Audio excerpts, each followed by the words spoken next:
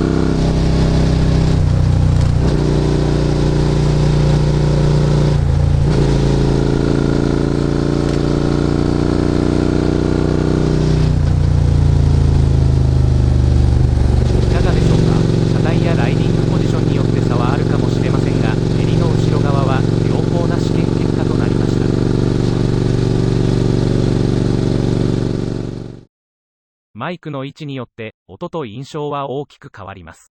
次に実例をお見せします。最初に襟の後ろ側の音をどうぞ。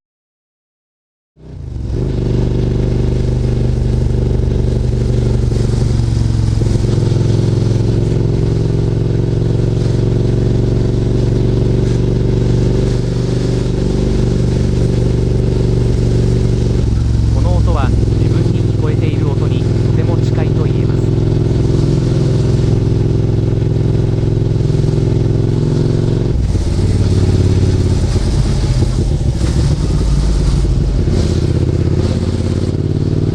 ここでは便宜上、カメラケースを置いて示しています。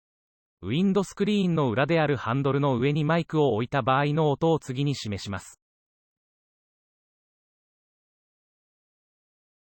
同じ道路、同じマフラーです。では、どうぞ。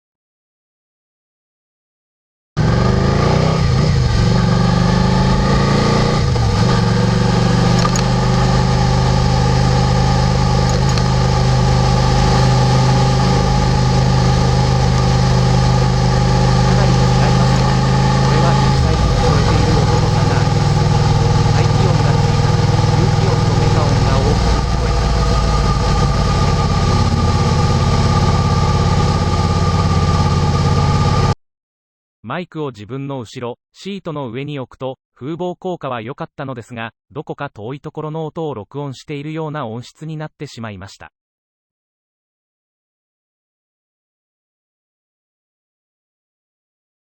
バイクの横、マフラーの上部、タンデムステップ付近にマイクをつけると、自分の足による風防効果か風の音は抑制できましたが、排気音だけがやたらバカすか録音され、自分に聞こえている音からは程遠いものとなってしまいました。